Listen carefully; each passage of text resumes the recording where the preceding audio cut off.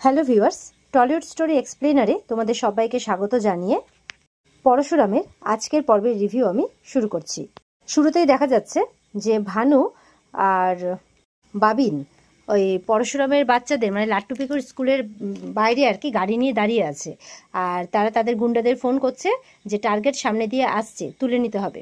মানে পরশুরাম ও ছেলে মেয়েদের স্কুল ছুটি হয়ে গেছে, তাদের বাড়ি নিয়ে যাচ্ছে, আর তাদেরকেই বলছে টার্গেট মানে লাট্টু পিকুকে তোলার একটা পরিকল্পনা আর কি। ওদিকে বাবিন কি করছে, ভিডিও করছে। পরশুরাম যে ওর বাচ্চাদের নিয়ে চলে আসছে সেটা পুরো ভিডিও করছে। লাট্টু তার পায়ের কাছে বায়না করছে, পা চকলেট খাবো। বলে একদম না, একদম কিচ্ছু খাওয়া চলবে না, বাড়িতে গিয়ে সোজা লাঞ্চ করবে। তোমরা টিফিন খেয়েছিলে? লাট্টু বলছে হ্যাঁ খেয়েছি। পিকোও বলছে আমিও সব টিফিন খেয়ে ফেলেছি। ঠিক সেই সময় দেখা যাচ্ছে বলরাম শিবপ্রসাদকে ফোন করে। শিবপ্রসাদও বলরামের সাথে কথা বলবে বলে সাইডে চলে আসে, আর লাট্টুকে ইশারা করে বলে দেয় যে পিকোকে একটু দেখে রাখতে, সে যাতে বুঝতে না পারে। বলরাম বলছে খুব বেশি রিস্ক নেওয়া হয়ে যাচ্ছে না তো? তখন পরশুরাম বলছে কিছু করার নেই, এইটুকু ঝুঁকি নিতেই হবে। বলরাম বলছে তাহলে বলছিস লাট্টু পিকোকে তুলে নেবে? বলে হ্যাঁ। তাহলে তুই একটা সিন ক্রিয়েট করবি? বলে হ্যাঁ। গাড়িটা তাহলে বেরিয়ে যাবে, তারপর আমরা গাড়িটাকে কভার করব আর তুই ব্লক করবি, মানে গাড়িটাকে কভার করব, মানে তারপরে গাড়িটাকে ব্লক করবো আর তুই সেই সময়ের মধ্যেই সেখানে পৌঁছে যাবি তো? পরশুরাম বলছে হ্যাঁ। বলে ঠিক আছে। বলরাম বলছে তোর বাচ্চার কিছু হয়ে গেলে? পরশুরাম বলছে কিচ্ছু হবে না, আমি ওদের বাবা, আমি ওদের সুরক্ষা দিতে জানি, আমি থাকতে আমার বউ বাচ্চার কিচ্ছু হবে না। বলরাম বলছে ভানু আর বাবিন তোর উপরে নজর রাখছে। পরশুরাম দেখছে একটু দূরেই গাড়ি দাঁড়িয়ে আছে, বলে হ্যাঁ আমি জানি যে ওরা নজর রাখছে। তো বলরাম বলছে ওরা কিন্তু ছবি তুলছে তোর। বলে হ্যাঁ আমি জানি, কর্ণ চ্যাটার্জি এটা মানে প্রমাণ খুঁজছে আর কি যে আমি সত্যিই শিবপ্রসাদ তো নাকি পরশুরাম। এরপরে পরশুরাম ফোনটা রেখে বাচ্চাদের কাছে যায়। লাট্টু বলছে কি হয়েছে পা? বলে কিচ্ছু হয়নি। তখন ওখানে লহরী চ্যাটার্জি আসে। এরপরে লহরী চ্যাটার্জি দেখছে যে 4 জন গুন্ডা তাদের দিকে ধেয়ে আসছে। লহরী চ্যাটার্জি চিৎকার করছে ওরা কারা, ওরা কারা। শিবপ্রসাদকে বলছে ওরা কারা। শিবপ্রসাদ কিছু বুঝতে না পারার ভান করছে। এরপরে গুন্ডাগুলো চলে এসে লাট্টু পিকোর হাত ধরে নেয়, আর ওদিকে তার বাবাকে মানে তার পাকে মারতে শুরু করে শিবপ্রসাদকে। দে দানাদান মেরেই চলে যাচ্ছে কিন্তু, আর ওদিকে পুরো ব্যাপারটা কিন্তু বাবিন মোবাইলে ভিডিও করছে। লাট্টু চিৎকার করছে আমার পাকে কেন মারছো? পিকেও চিৎকার করছে আমার পাকে মেরো না, কাঁদছে তারা। তারা তাদের দিদিভাইকে মানে লহরীকে বলছে যে ম্যাম কিছু একটা করুন না, ওরা আমার পাকে মারছে, কিছু একটা করুন না। এরপরে গুন্ডারা কিন্তু লাট্টুকে তুলে নিয়ে চলে যায়, আর শিবপ্রসাদ কিন্তু মাটিতে শুয়ে থাকে। এরপর শিবপ্রসাদ লাট্টু লাট্টু বলে চিৎকার করছে আমার ছেলেকে কেউ বাঁচান, আমার ছেলেকে কেউ বাঁচান। ইতিমধ্যে ওখানে গার্জেনরা তাদের বাচ্চাদের নিয়ে দৌড়দৌড়ি করছে, কারণ দেখছে এতগুলো গুন্ডা তাদের বাচ্চাকে বাঁচানোর জন্য ওখান থেকে ছুটে পালাচ্ছে। আর শিবপ্রসাদ প্রত্যেকটা গার্জেনের কাছে রিকোয়েস্ট করছে আমার ছেলেকে বাঁচান, আমার ছেলেকে বাঁচান, প্লিজ আমার ছেলেকে বাঁচান। ইতিমধ্যে কিন্তু কর্ণ চ্যাটার্জি ভানুকে ফোন করছে। ভানু বলছে তুলে নিয়েছি। তখন কর্ণ জিজ্ঞাসা করছে আর কি, আর শিবপ্রসাদ বলছে মাটিতে মার খেয়ে শুয়ে পড়েছে, মানে শুয়ে রয়েছে, আর চিৎকার করছে, সবাইকে বলছে আর কি যে আমার ছেলেকে কেউ বাঁচান, আমার ছেলেকে কেউ বাঁচান। এরপরে কর্ণ চ্যাটার্জি ওদেরকে বলছে তোমরা এক্ষুনি ওখান থেকে কেটে পড়ো, এক্ষুনি কেটে পড়ো। আর কর্ণ চ্যাটার্জির কথা শুনে তারা কিন্তু সেখান থেকে চলে যায়। এবার তারা যে চলে গেল সেই খবরটা কিন্তু বলরাম পরশুরামকে ফোন করে দিয়ে দিল। এদিকে বলরাম কিন্তু পরশুরামের কথা অনুযায়ী ওই গাড়িগুলোর পিছু নেয়। আর এদিকে পরশুরাম কি করে, লহরী চ্যাটার্জিকে পিকোকে তুলে দিয়ে বলছে ম্যাম প্লিজ আপনি স্কুলের ভেতরে যান, ওকে একটু দেখে রাখুন, আর আমি লোকাল থানায় যাচ্ছি, আমার ছেলেটাকে বাঁচাতে হবে, একটা রিপোর্ট করতে যাচ্ছি। এদিকে পিকো কিন্তু খুব ভয় পেয়ে যায়। ভয় পেয়ে তার পাকে বলছে তুমি মাম্মিকে একটু ফোন করো।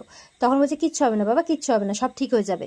এই বলে লহরী চ্যাটার্জিকে বলে ভেতরে নিয়ে যেতে, তো লহরী চ্যাটার্জি সেই মতো করে ভেতরে নিয়ে চলে যায়, আর পরশুরাম ওখান থেকে চলে যায়। আর পরশুরাম কিন্তু এরপরে লাট্টুকে উদ্ধার করতে বেরিয়ে পড়ে। এরপর প্ল্যান মতো কিন্তু পরশুরাম মানে পরশুরামের সঙ্গীরা মানে বলরাম, সৌরভ, মায়া এরা গুন্ডাদের গাড়িটাকে কিন্তু ব্লক করে। গুন্ডাগুলোর একজন গাড়ি থেকে নেমে আসে আর এসে বলছে এই গাড়ি সরা, গাড়ি সরা, এভাবে বলছে। বলরাম তখন গাড়ি থেকে নেমে আসে আর বলছে গাড়ি তো সরবে না যতক্ষণ না তোদের বাবা আসছে। বলে মানে? বলে ওইদিকে তাকিয়ে দেখ। গুন্ডাটা ডান দিকে তাকিয়ে দেখছে পরশুরাম দৌড়তে দৌড়তে চলে আসছে। এরপর পরশুরাম ওখানে এসে গুন্ডাদেরকে মারতে শুরু করে, আর ওই 4টে গুন্ডাকে কিন্তু শ্যুট করে দেয়। লাট্টু তার পাকে দেখে গাড়ি থেকে নেমে আসে আর তার পাকে জড়িয়ে ধরে। এরপরে পরশুরাম তো তার লাট্টুকে কোলে তুলে নেয়, আর ওদিকে বলরামদের ধন্যবাদ জানাচ্ছে তাকে সাহায্য করার জন্য। বলরাম বলছে সব কিন্তু নিখুঁত টাইমিংয়ে হয়েছে, নাহলে কিন্তু খুব বড় একটা বিপদ হতে পারতো। পরশুরাম বলছে কিচ্ছু হবে না, কেউ ছুতে পারবে না আমার পরিবারকে। বলরাম বলছে যে কি বলবি সবাইকে? বলছে বলবো যে স্পেশাল ব্রাঞ্চের অফিসাররা এসেছিল, তারা বাঁচিয়ে নিয়েছে। তো এই বলে লাট্টুর সাথে গল্প করতে করতে সেখান থেকে চলে যায় গাড়ি করে। ওদিকে কর্ণ চ্যাটার্জি কিন্তু বাড়িতে বসে খুব চিন্তা করছে, আর আরাধ্যা সেখানে এসে বলছে কি হয়েছে, কোনো কিছু হয়েছে নাকি? কর্ণ বলছে না সেরকম কিছু হয়নি, আসলে ব্যাপারটা হচ্ছে যে যেটা ভেবেছিলাম সেটা হলো না। তুমি বলছিলে না তোমাকে যেদিন বরণ করা হচ্ছিল সেদিন বাউন্সাররা ওখানে উপস্থিত ছিল, তোমার জামাইবাবু শিবপ্রসাদও ছিল, সে তোমার চোখটা বেঁধে দিয়েছিল, তারপর বাউন্সারগুলোকে দেখা যায়নি, পরশুরাম এসে মেরে দিয়েছে বা কিছু একটা হয়েছে, কিন্তু তোমার জামাইবাবু সেখানে উপস্থিত ছিল।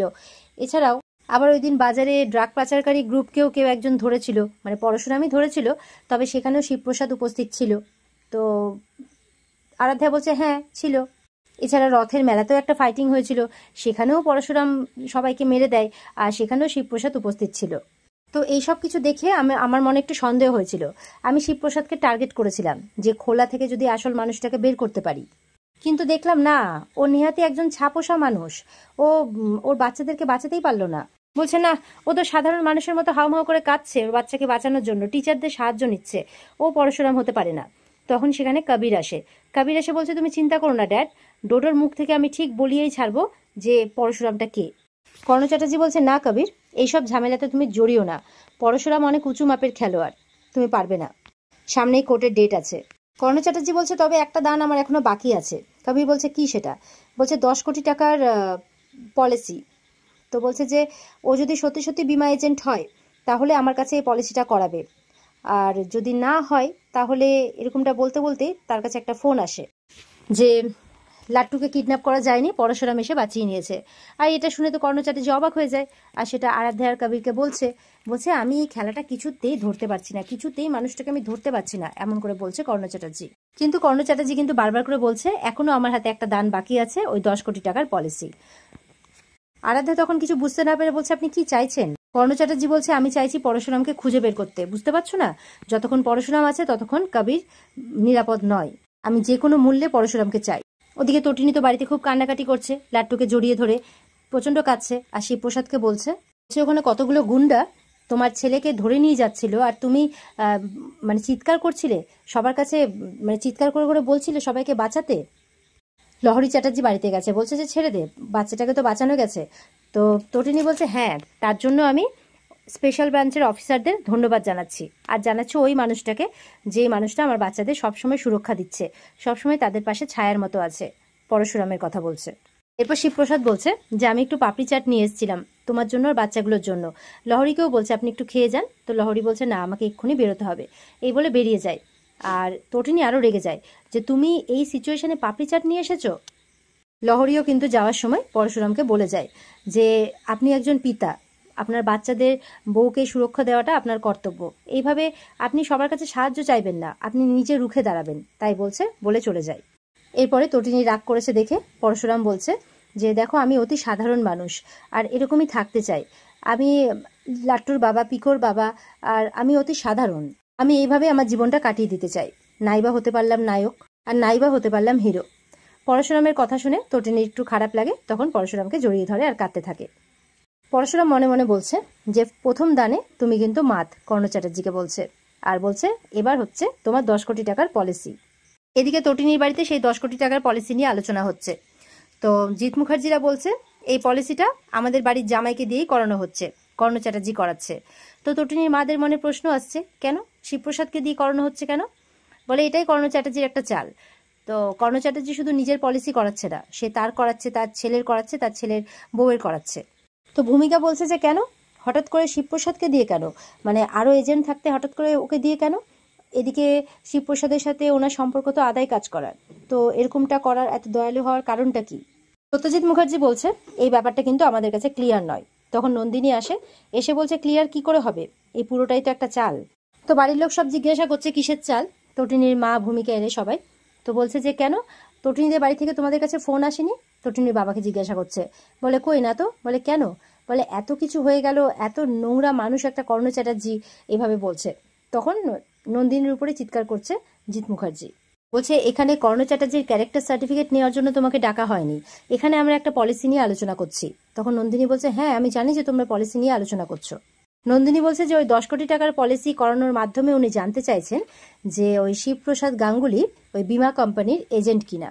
এই কথাটা শুনে সবাই কিন্তু অবাক হয়, আর এখানে আজকের পর্ব শেষ হয়ে যায়। তো বন্ধুরা, এই ছিল আজকের পর্বের রিভিউ। কেমন লাগলো কমেন্ট করে অবশ্যই জানাবে, আর আমাদের সাথে জুড়তে চ্যানেলকে সাবস্ক্রাইব অবশ্যই করবে। দেখা হচ্ছে আগামীকালকে, সবাই ভালো থাকবে, টাটা।